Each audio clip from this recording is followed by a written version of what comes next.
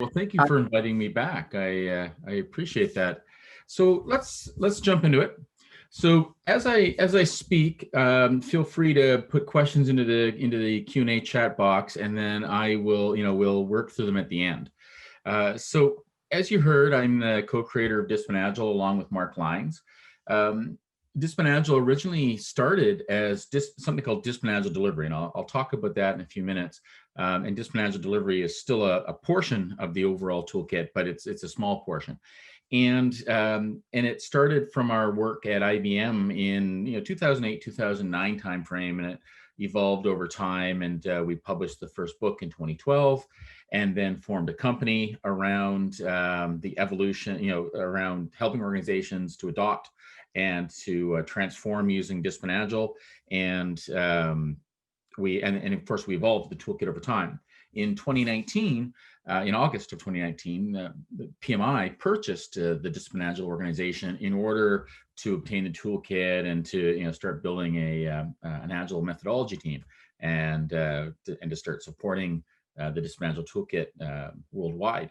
We also purchased an organization called Net Objectives, and so Al Shalloway and his colleagues joined the organization as well, and we brought Flex, the Flex value stream material, which is fantastic, and we brought that into the toolkit as well. I'll talk a little bit about that today too. So anyway, it's just a little bit of history, a little bit of the past. So what I want to talk about for the next probably half an hour or so before I go to Q&A is so what is Disciplined Agile? We'll dive down a little bit into the toolkit. This is a really big topic, which I'm going to go through very quickly. And then I'm going to work through one technique called guided continuous improvement. So how do you choose your wow? How do you own your own process? And how do you actually work towards business agility? And what is the future like for you as Agile practitioners? How can you get out of Agile method jail, or or framework prison, or whatever you want to call that? So we'll work through what that means in a minute. So why Disciplined Agile?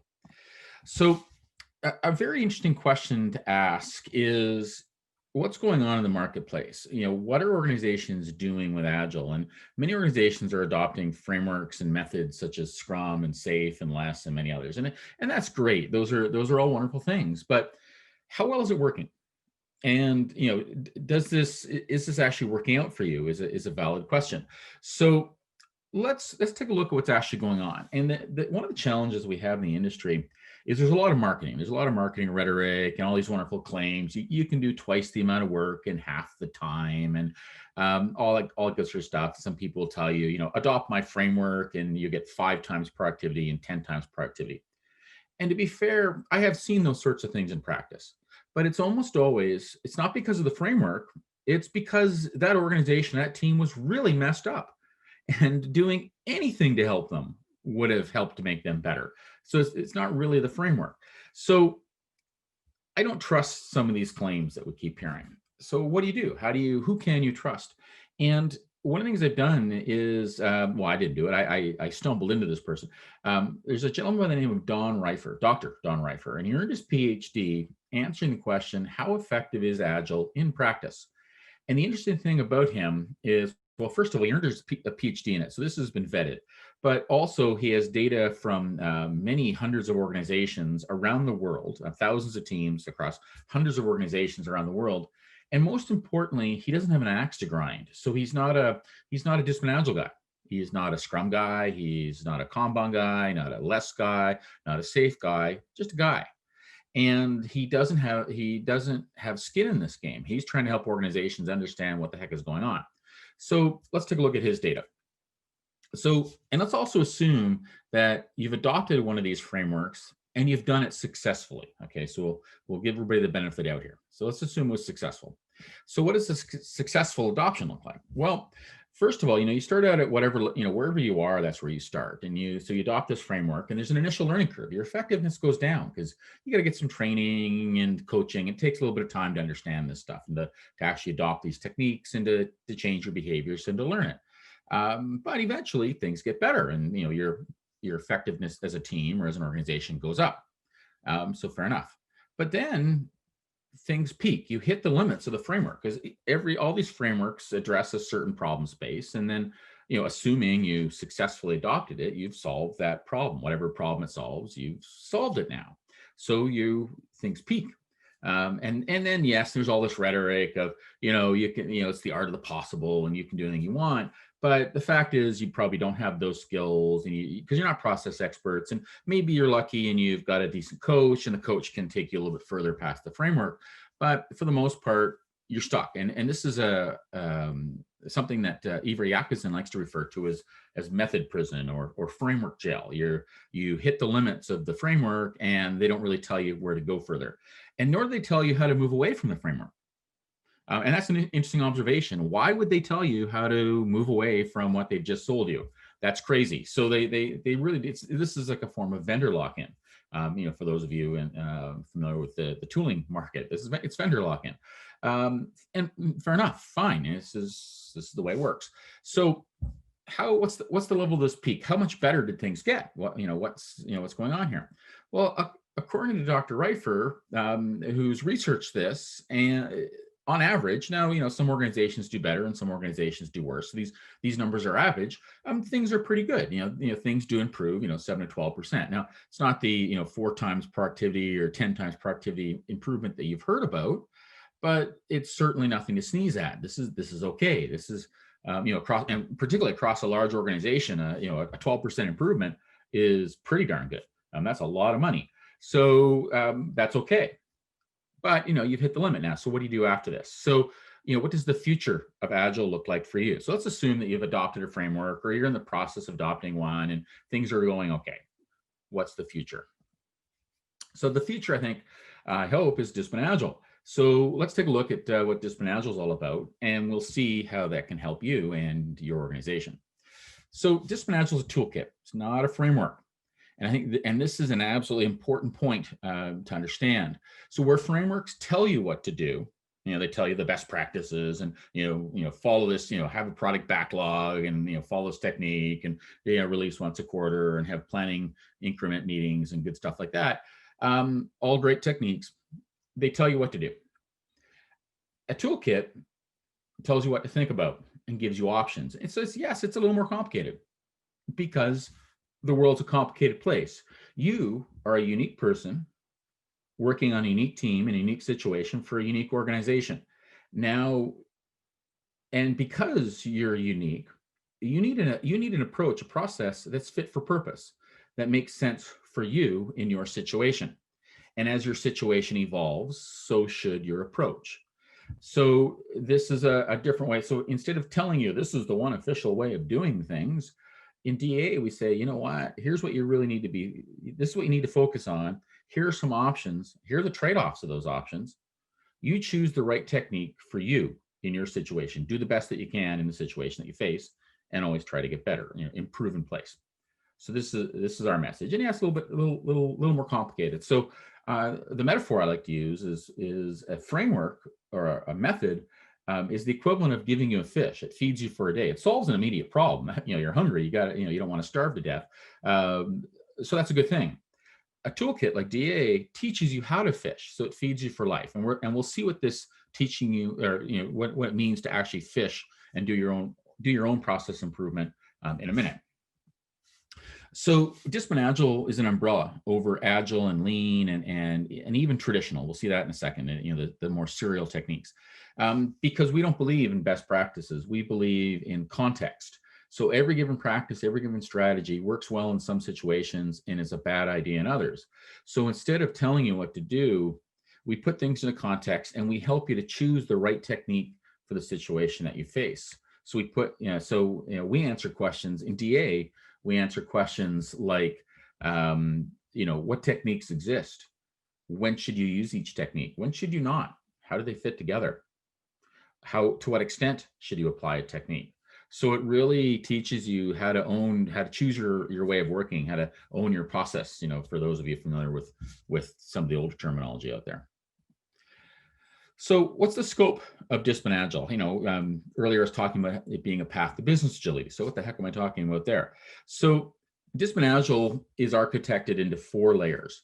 The first layer is the foundation layer. These are techniques and ideas, and it's the mindset. So we describe the DA mindset in terms of principles, promises, and guidelines. So we've gone way beyond the Agile Manifesto. The Agile Manifesto was great, but as we know, it's a bit dated. It's almost 20 years old now, and we've gone way beyond that. So if you, I'm not. You've got you'll have a copy of these slides, and towards the back is an overview diagram of the mindset. So you might want to take a look at that, because it's a much different way and much better way, I think, of describing the Agile and Lean mindset. So anyway, so the mindset stuff's here. Fundamental ideas from Agile and Lean are in the foundation layer, and from Serial as well. The more traditional community has figured a few things out. I think we should be respectful and be humble and realize that we can learn from some of the people who have come before us. Of course, roles and responsibilities and teaming structures and how do you choose your way of working is at this layer too. And choosing your way of working is the next topic in this presentation. So building upon that is disciplined DevOps.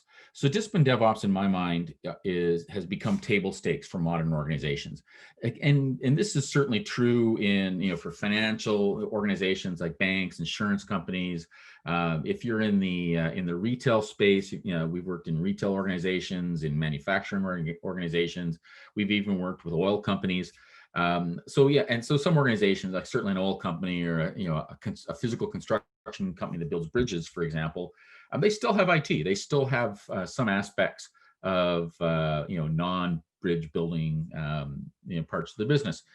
So they can adopt this too. But certainly in the vast majority of organizations, DevOps, in particular enterprise class DevOps, which we call disciplined DevOps, is absolutely critical to your success. So one of the things we do in Disciplined Agile is we show how concepts like DevSecOps and database DevOps and just normal DevOps, the particular dev side of things, all fit together. And you can see here, one of the hexes is Disciplined Agile delivery. So how does solution development or software development fit into the overall picture?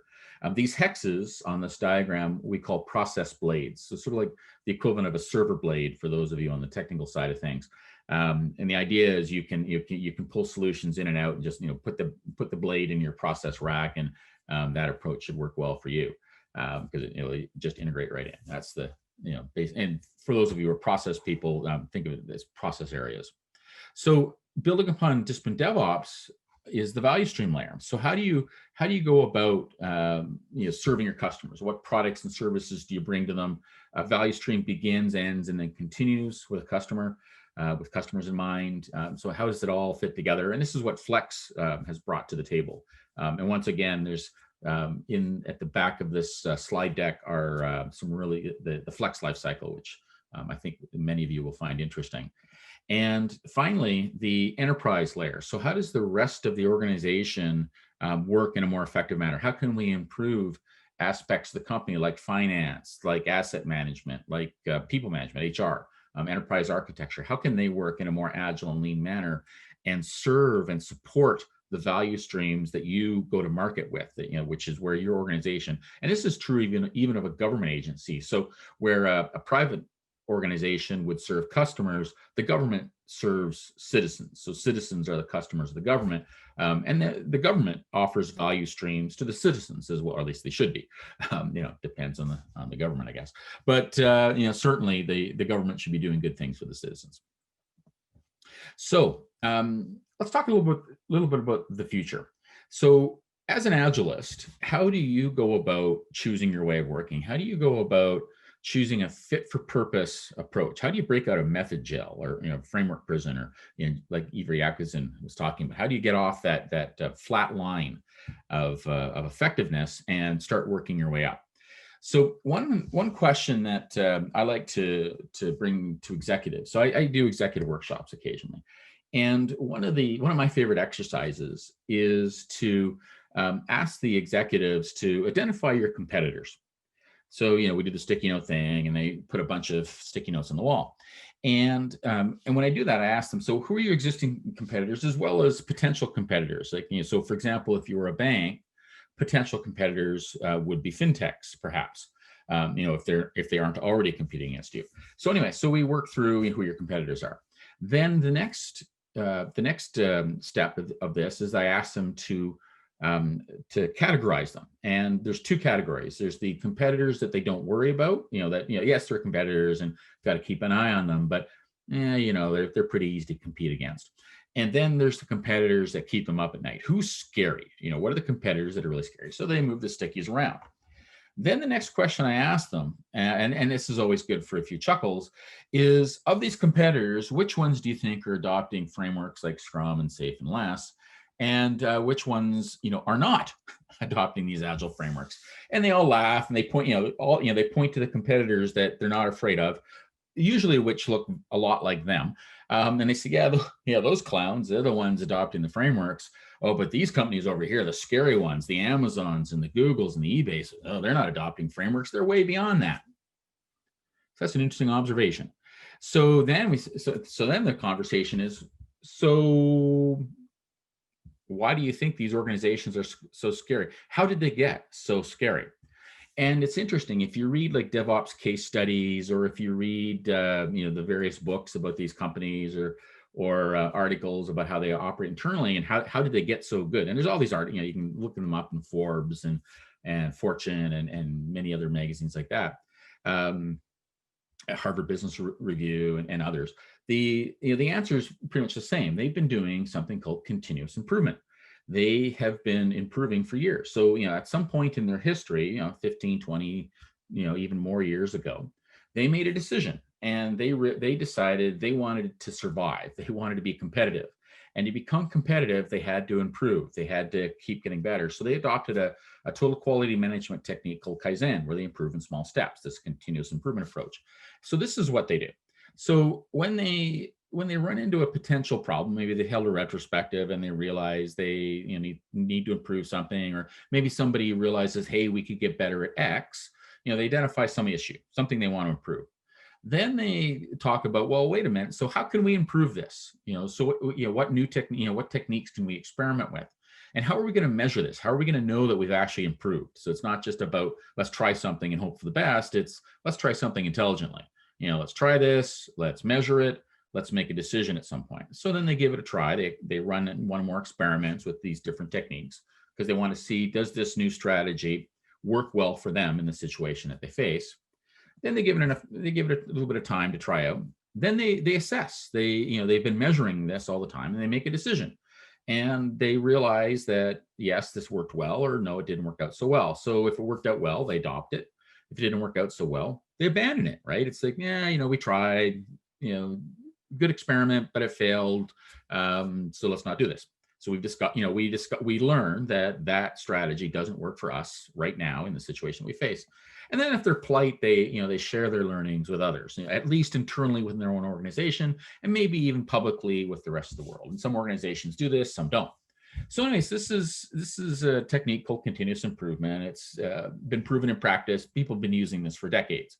This is what the scary organizations, the organizations that you're afraid of competing against, this is what they do. There's nothing special about Amazon or Google or Apple, other than they chose to get good. They made a coherent choice to get good, and then they did the work, and they continued to do the work to get good and to stay good and get better at all points in time. And these organizations are still doing this. This is one of the reasons why they tell you about how they work, because they know it's going to take you years to catch up to them. So they're happy to tell you the techniques that they're following, because they know it'll take you years to get where they currently are, and because they're always improving, they're still improving. By the time you catch up to where they are today, they'll be years ahead of you anyways. So they share. They're nice. So anyways, so this is the continuous improvement approach.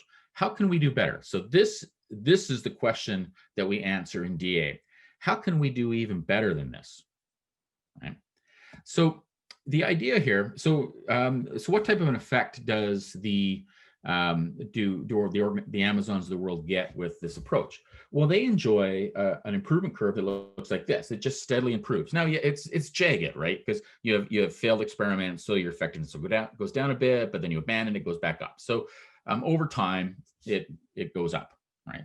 And they've been enjoying this for 15, 20, 30 years in some cases. This is why they're so scary. They improve in very small steps, and they're just they started the journey off earlier than you did, so now they're way ahead of you. It's really basic, simple math on this one.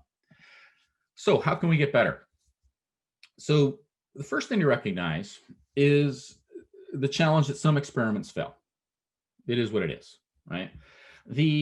But if we can get better at that, then we want to do that. So some experiments fail, and there's a lot of rhetoric. The consultants will tell you it's not, and I told you just a minute ago, it's not really a fit. The experiment didn't really fail because we learned something. So the failure was really a success because we learned something, and they'll spin a story that we're learning. We fail fast. I'm sure some of the consultants have told you about failing fast, which to be fair is way better than failing slowly, but it's still a failure. And if you're the person paying the bill for all these failures, you don't really want to hear about failing fast. Like all this rhetoric around failing fast and failures are really learning opportunities. Yeah, right. Okay, can we get better at this? Right. So how can we get better? How can we fail less often? So the observation to make is that if you can get better at identifying the things to experiment with, you'll have fewer failures. Because the answer is not to stop experimenting. That would be stupid. The answer is, if we can get better at identifying things to experiment with, then we have fewer failures. Therefore, we have more successes. Therefore, we improve faster, and it's less expensive to do this process improvement. So it's a nice virtuous cycle if we can get better at identifying these potential techniques. So, and this is simple math. If we can do this, if we can get better at identifying potential techniques, it's just basic, simple math. We're going to improve faster, and it's going to be cheaper to do. So how do we improve better? How can we get better at identifying potential techniques? Well, I've already told you, right? One way is to have really good coaches. If you can identify these people, if you can hire them, if you can retain them, if you can afford them, if you can hire coaches that have experiences in the problems you're just about to run into, then you're pretty good. That's going to work out well for you. But what happens if you can't do that? Or what happens if you've sort of reached the limit of your coaches, right? Because everybody's human. They've got certain limits.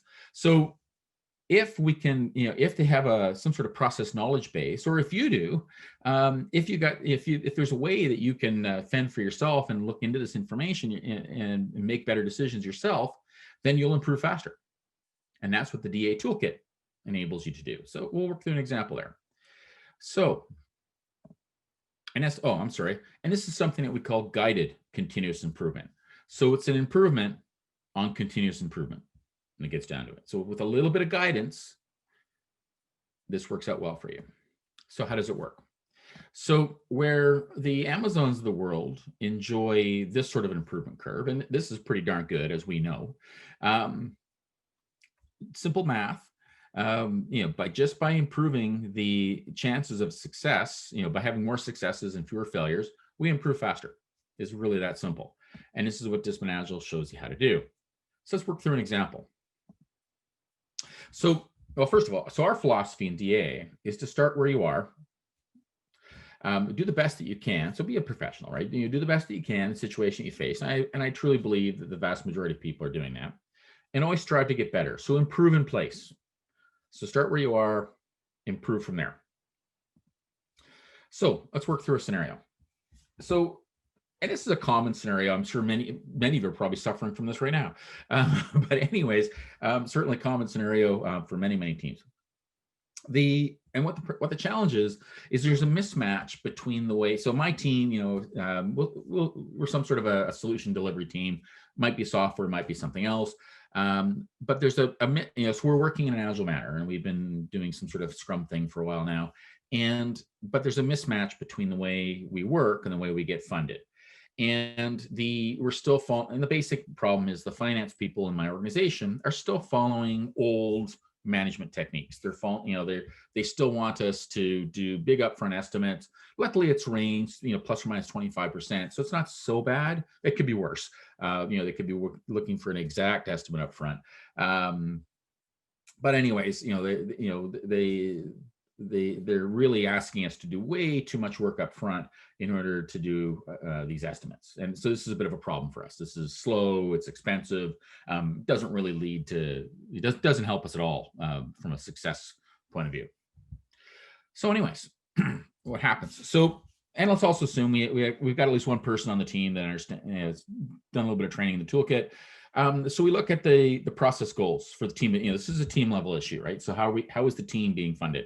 And we realize, not surprisingly, we've got a challenger on the way we're being funded. Okay, so how do we secure funding? Well, right now we're following this older strategy.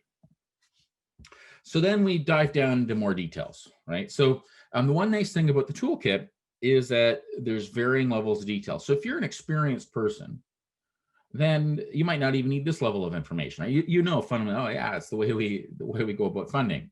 So for a really experienced coach, so myself, I've got a background in finance. I got a pretty good handle on this stuff, right? So I know right away what the issue is. A lot of coaches might not, or we might not even have a coach on our team, right? Or they might only know one other technique. They might know that, time materials, right? This tends to be the default setting for most Agile coaches. Well, we know we don't do a big upfront estimates. We do time materials. Well, when I look at this chart, there's actually multiple options than time materials. What's also interesting now, in this case, there's arrows on all of these techniques, or on all these lists, I should say. But the arrow indicates that the strategies towards the top of the list are generally more effective than the strategies towards the bottom of the list. So what's interesting is not only do we have a bunch of options, some of them are actually better than what you're probably being told by your coaches right now. Ooh, there's a harsh observation. Or maybe not. I don't know what your coaches are telling you, but there are better techniques. And if they're telling you time materials, there's several techniques that are better than that, usually. So anyway, so we're currently doing fixed price, a fixed price with a range. So could be worse, right? So we could have like I said, we could have be doing fixed price exact. But as we can see, there's at least 4 techniques, in that list above what we're doing. So opportunity for improvement. So anyway, so we dive down. So so I should also point out is that, so for an reasonably experienced coach, or a reasonably experienced team, this might be enough information too. Just the fact that we have more, a reminder. It's sort of like a checklist, right? It's a reminder that we've got more options. But let's say, we don't really have anybody on the team with a strong financial background, or let's say we're in a situation where the finance people who know a lot about finance truly believe that this fixed price ranged approach is a best practice. Right. And it's interesting. As soon as somebody tells me something's the best practice, I've got them, because I know there is no such thing as a best practice. There isn't. It depends on your context. And this approach might be convenient for the finance people, but it's certainly not a good idea for your team. So let's have an intelligent conversation. So in order to have an intelligent conversation, because let's assume that maybe you're not a finance expert, we can dive down to the next level of detail in the toolkit. So we can look this information up either online. We've got a digital tool, which we call the DA browser, or you can look it up in the book called Choose Your Wow. So if you've got access to the book, like a PDF or a Kindle version of it, or the physical copy itself, and it's $20 American, so it's fairly cheap. Or if you get access to the DA browser, you can do a search and you can look this up. And when we do that, we see, well, here's a description of the technique. We also see the trade-offs. And what's interesting in this case is some of the problems that we're running into are explicitly described. And what's also interesting here is that even though this isn't the greatest of techniques, there are still some advantages. There are some situations where this does make sense. But there's a lot of disadvantages, as we're seeing in this list, so we can maybe do better. We can also go looking around. So it's so remember that I'm showing slides here. Like normally this would be a table in a book or a table on a screen, and it's easier to show details as actually readable. Okay, so anyway, so we look at other parts of this table and we see descriptions of these other options. So these options are what appeared on that diagram 2 slides ago. So we've got these brief descriptions of each practice, each strategy. In many cases, links to details. I'm not showing that here on these slides, but brief overview of the techniques. That way, you've got an idea. Oh, okay, that's what they're talking about. And there's also, and I'll go back a slide, and also for each of the techniques, the trade-offs. So we put them into context for you. So now you can look at the description, say, oh, okay, that's what the technique's about. That sounds okay. Then look at the trade-offs going, oh, so this is the impact of the decision that I'm making now. So you can make intelligent decisions. You know what the technique's about, you know what the trade-offs are. So you've got a much better chance of choosing a strategy that works well for you in the situation that you face. So what technique should we experiment with? So then we go to so then the rest of the chart showing here's some other options. As I pointed out on that diagram a few slides ago, there's 4 options here that are better usually than the technique that we're currently doing. So now we can start having an intelligent conversation with finance people and say, hey, there's other options. Maybe we should experiment with one of these. So then we look at these options in more detail. And we see, well, hey, time materials, this sounds pretty good. My coaches have been telling me about this. That's a pretty good technique. Yeah, there's 2 techniques that are, these other 2 techniques back here are better. But you know what? We're nowhere near that, right? So yes, charge by feature probably is a much better way to fund this project. But you know what? We just don't have those skills. And the culture of organization, not going to allow it. Not now, at least, right? So those are better techniques, but probably beyond our reach at the present moment. Maybe in a couple of years, we might be able to do it, but not now. So we look at the other options and, sure enough, hey, time materials is pretty good. But then we have a discussion with the finance folks, and it's like, oh, time materials, we're all going to die. This is too risky for us. We can't possibly do this. Oh, well, wait a minute. What about stage gate? Do you think we could try that? And so then we have a conversation, because stage gate, not quite as good as time materials, but it's basically time materials with longer periods, right? So instead of funding once a sprint, once an iteration, maybe we fund for a release, maybe a 3-month release or a 2-month release or whatever, right? So we fund in bigger chunks, but it's a lot better than trying to fund an entire like a 6 or a 9-month project, and instead we're funding a couple months at a time, and then keeping an eye on things. It requires a little more sophisticated governance than a fixed price approach, but it's not as threatening, right? So we can experiment with this.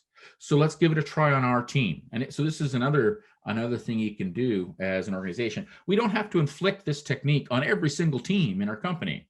We can experiment with 1 or 2 teams, see how well it works, and then discover, oh, a stage gate approach to funding is more effective than what we're currently doing now.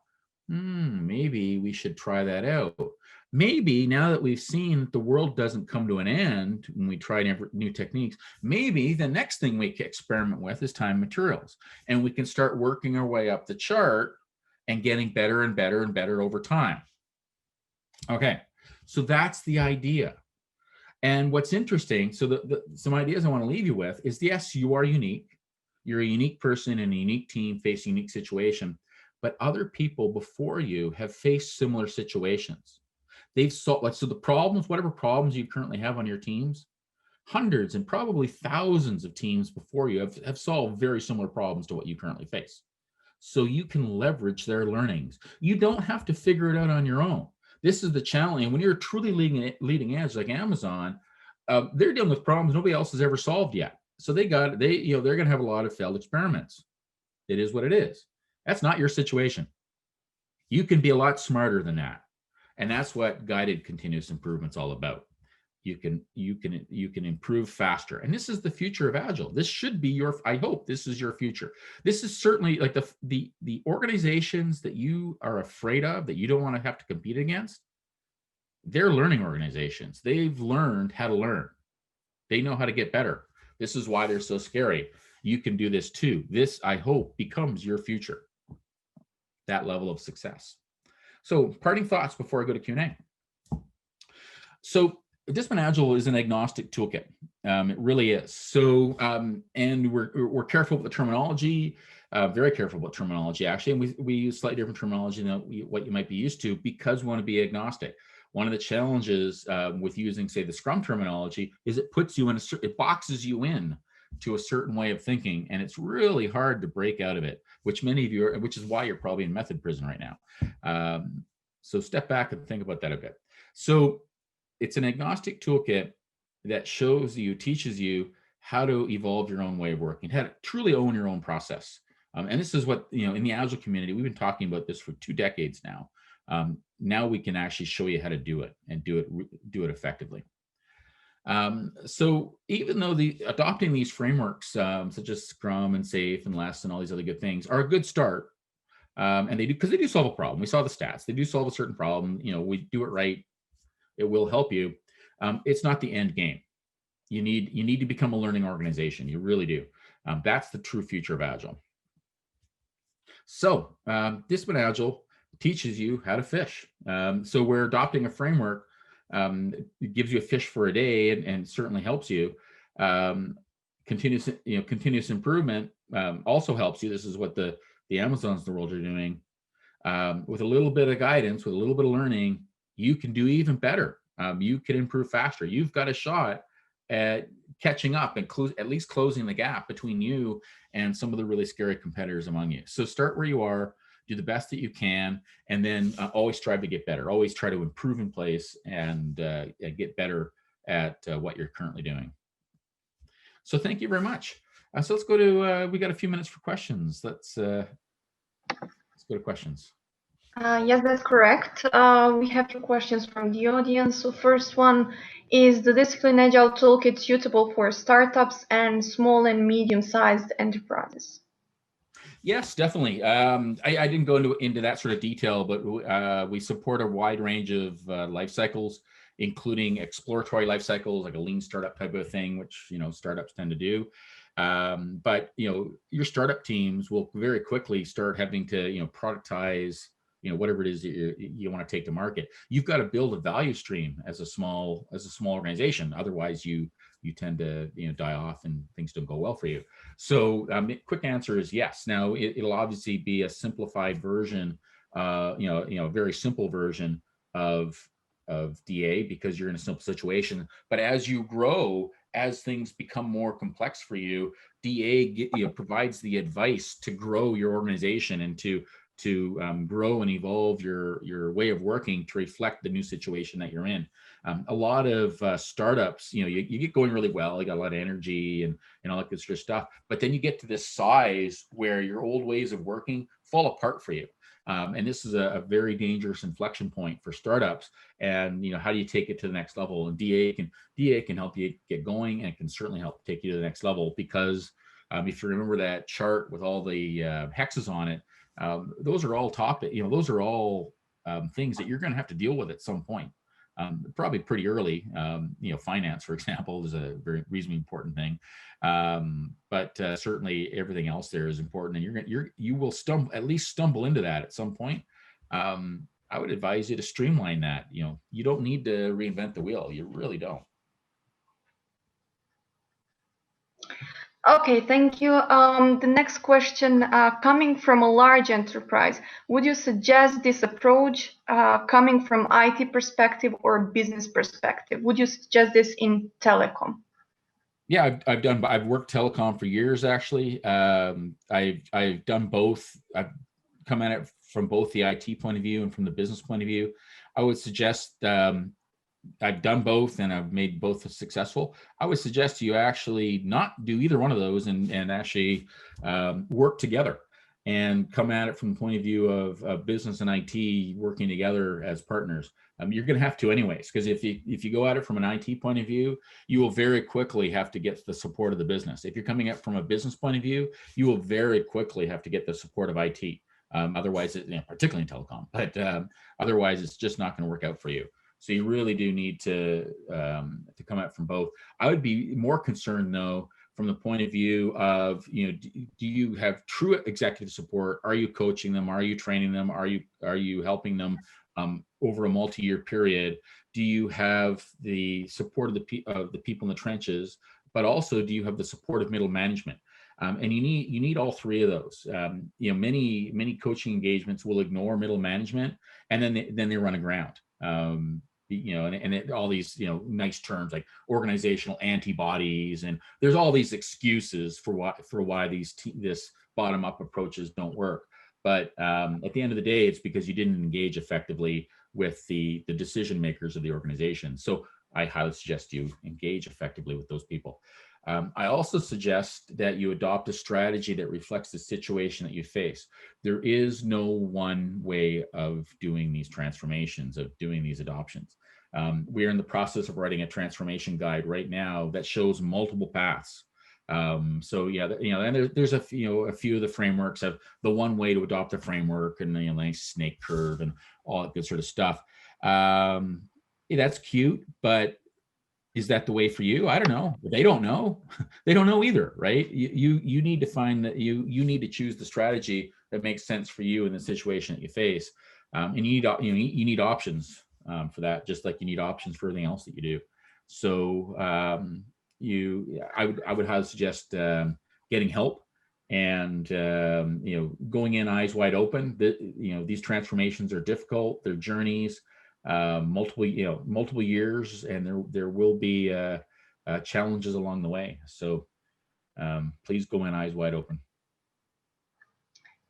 Another question, can you please give some info on the Disciplined Agile certifications available? Yeah, definitely. So there's actually a page at pmi.org that overviews the certifications, but we have several. We have the Disciplined Agile Scrum Master, so it's sort of like it's the same idea as Certified Scrum Master, the beginner level thing. The ACP, which is an existing Agile cert that PMI has had for several years now. Very, very good overview. You need a little bit of experience. The Disciplined Agile Senior Scrum Master. So this starts to get into how do you apply the toolkit effectively? How do you start doing guided continuous improvement at the team level, and beyond, and going beyond the team? How do you interact effectively with other teams? There's the Disciplined Agile Coach. So how do you coach and help teams do this? And then there's the Disciplined Agile Value Stream Consultant. So how do you do enterprise coaching and enterprise improvement? How do you effectively implement a value stream to serve your customers and evolve that value stream over time? So there's a lot of great stuff there. So there's the 5 certs that we currently offer. 5 Agile certs, I should say. Yeah. A question that came to our Slack channel. Based on your experience, what are the biggest impediments in the process of improving our organization?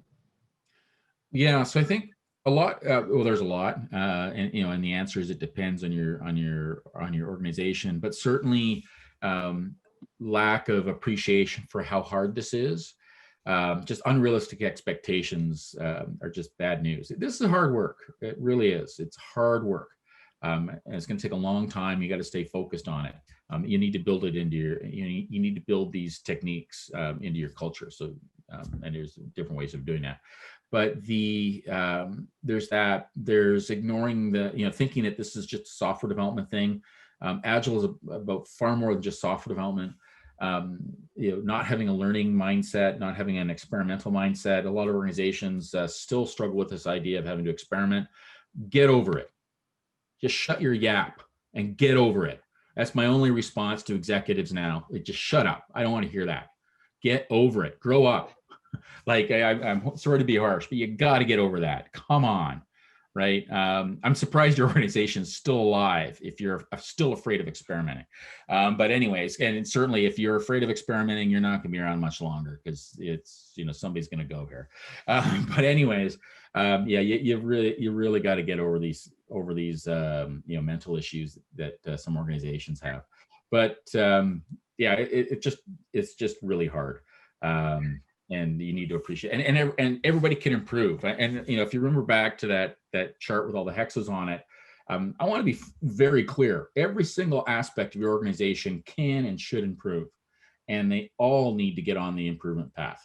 Okay, nobody is special. Anybody who thinks they're special is completely wrong. Just completely wrong. And if you disagree with that, that's because you're completely wrong. Everybody can improve, everybody can get better, everybody can learn, and you need to.